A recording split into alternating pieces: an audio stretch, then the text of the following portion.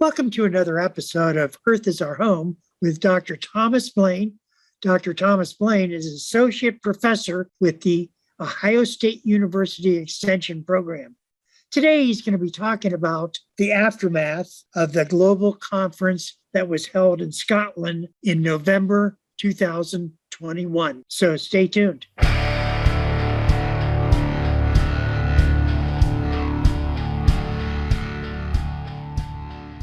Welcome back to another episode of Earth is Our Home with Dr. Thomas Blaine.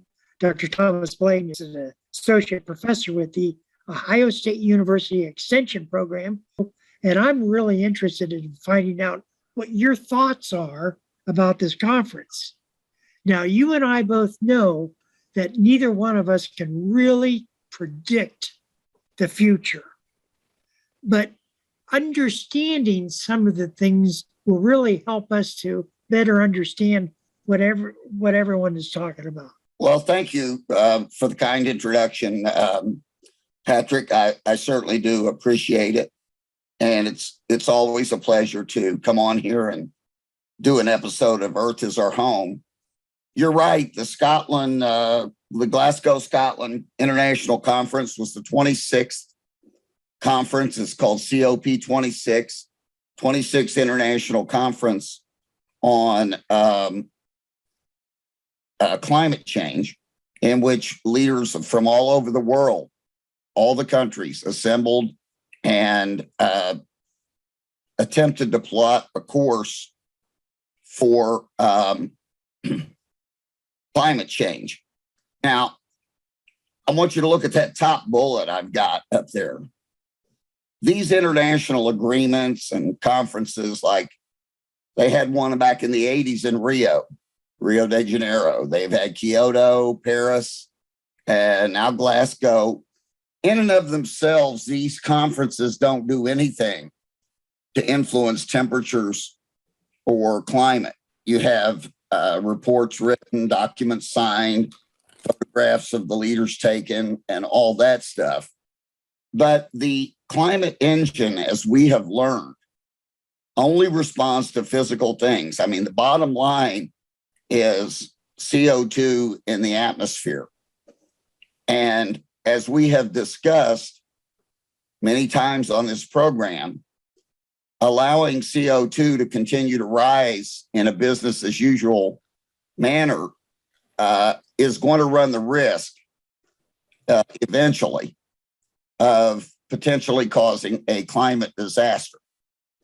Probably not in our lifetimes, but late in the century, early in the next century, if we continue to put the CO2 into the atmosphere. And the thing about it is, these conferences, for all they've done, they have failed to stop the trajectory of CO2 emissions and concentrations. They've just failed.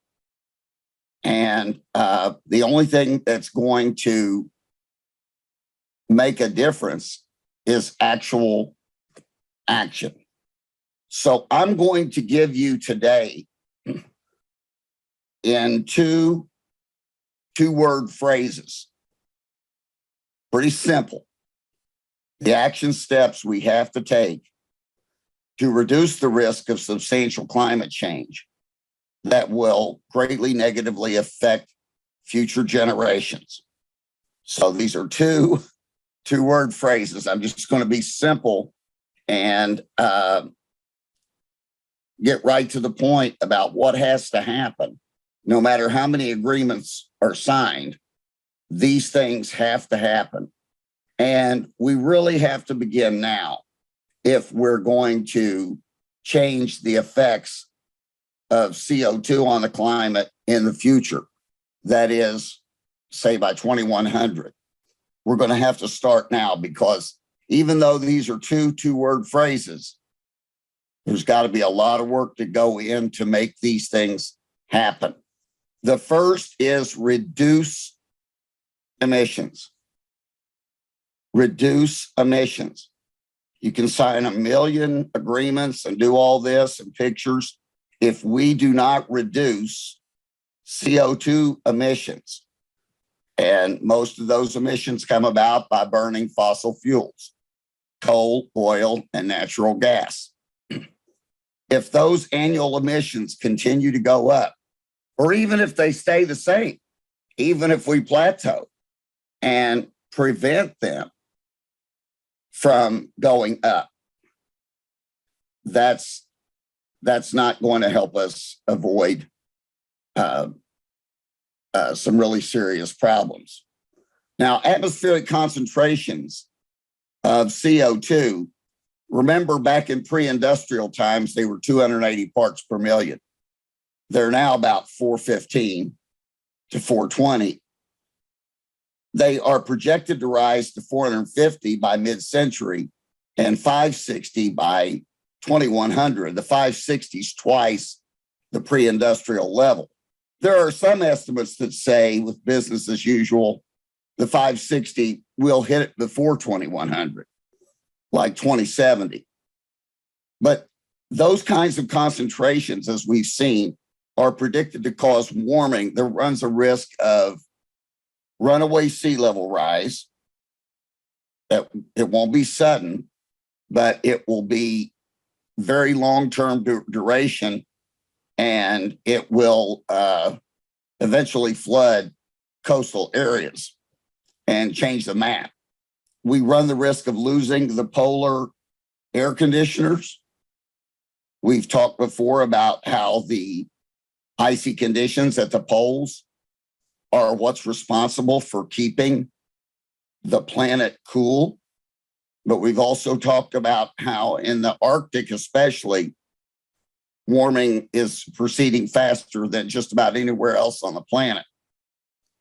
And even in portions of Antarctica, it's doing that too.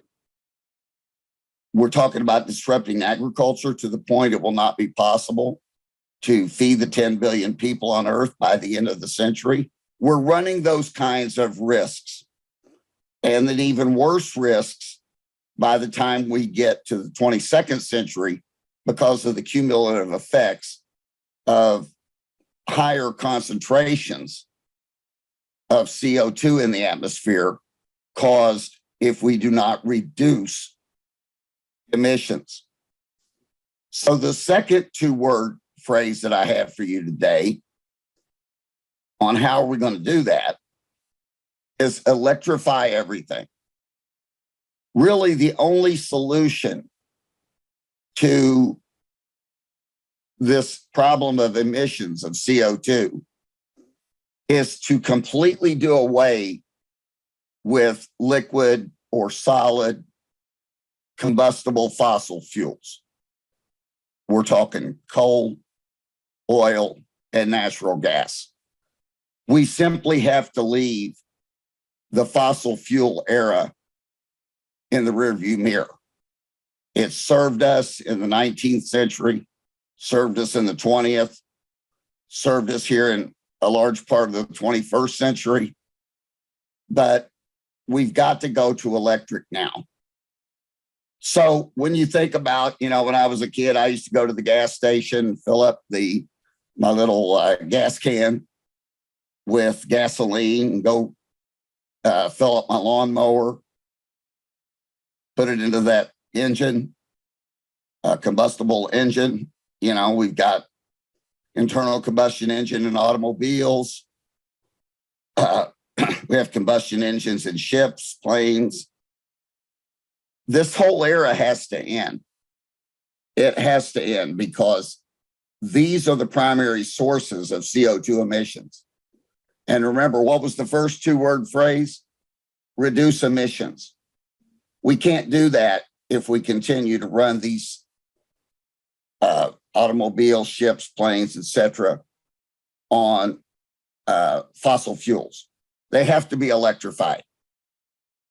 Now, if we move to electric cars, houses, planes, ships, everything's run on electricity, it doesn't help if the sources of electric power are coal-burning power plants, like nearly half in the United States right now, diesel generators, or the utilization of fossil fuels of any kind.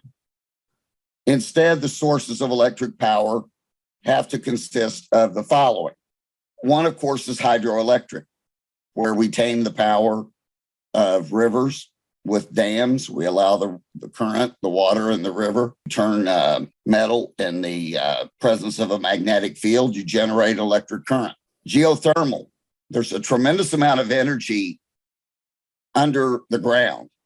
And if you doubt that, take a look at footage from volcanoes. Volcanoes will prove to you, if you watch a video of one, just how much heat energy there is underneath the ground. But how to harness that geothermal to produce electric power is something that's going to require a lot of skillful engineering.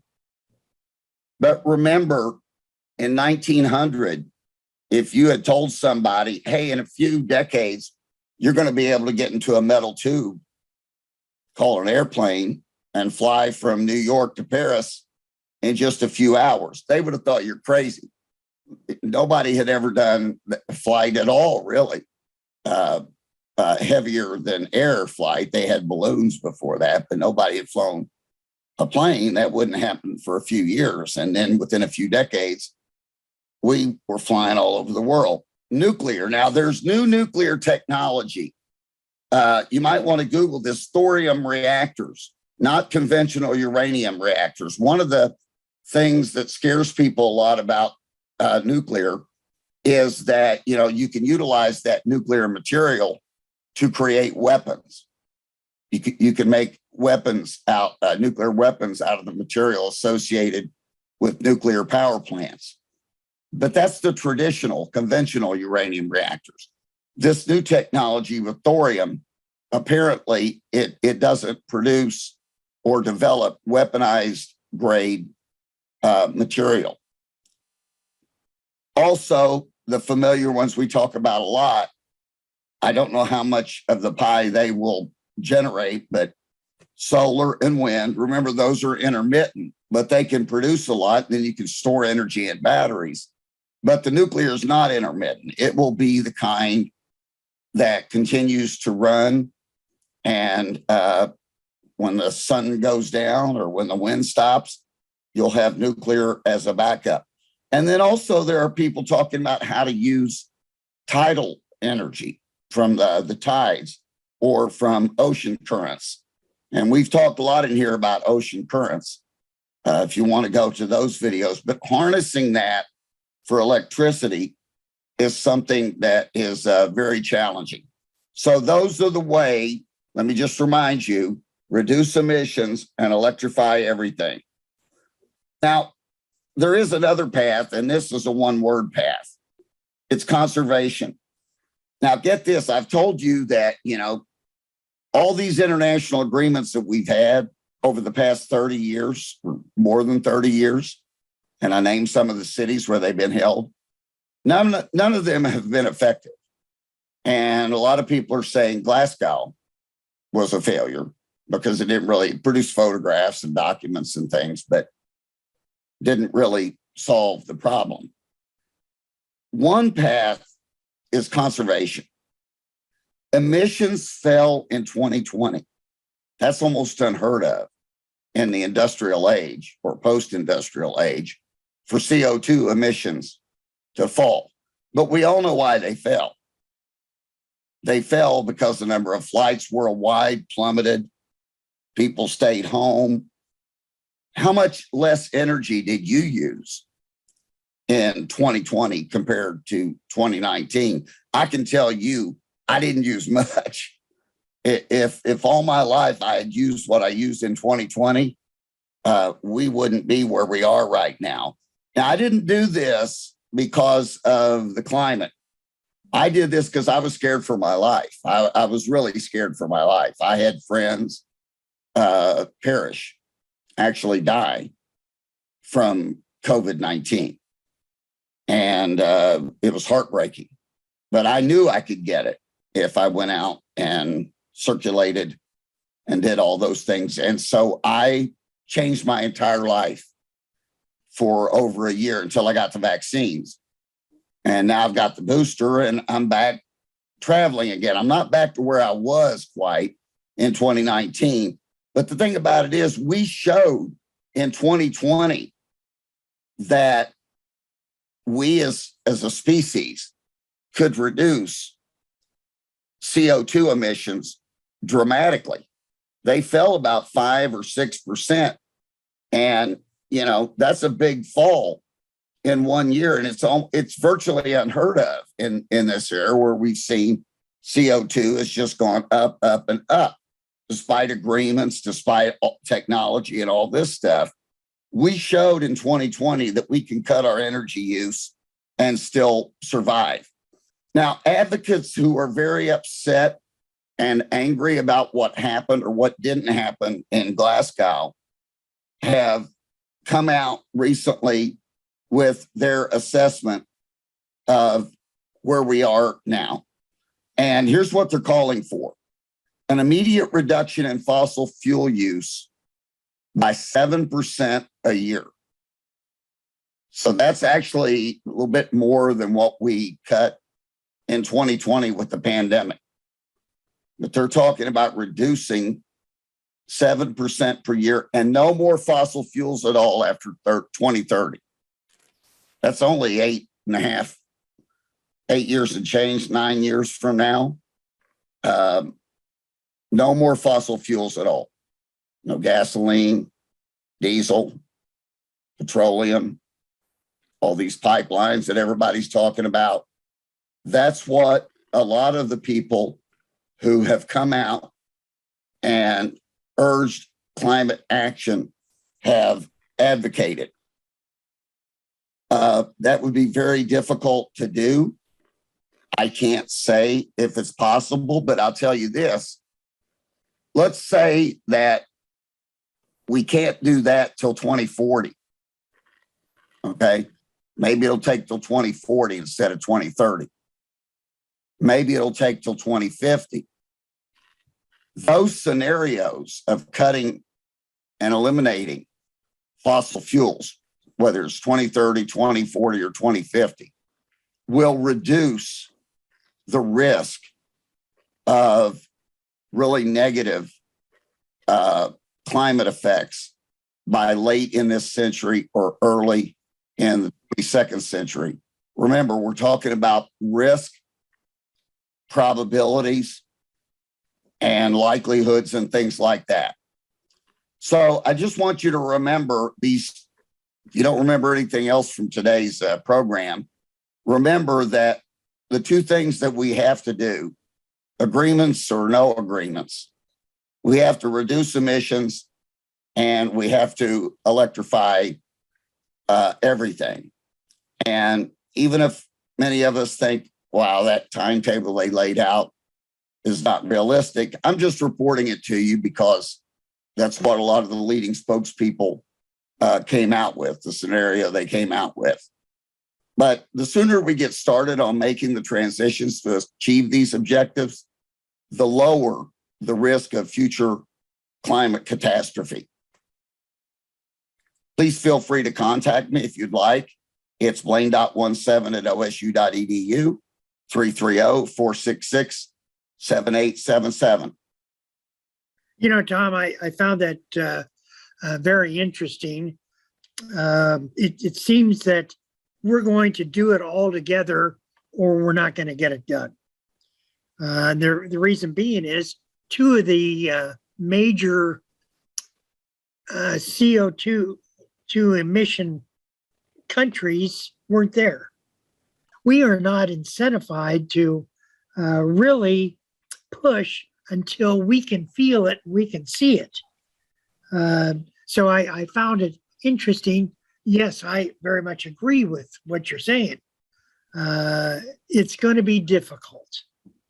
Well, it's going to be difficult, and I think I made that point, and it may be impossible. Let me make a couple of observations, if I could, about that.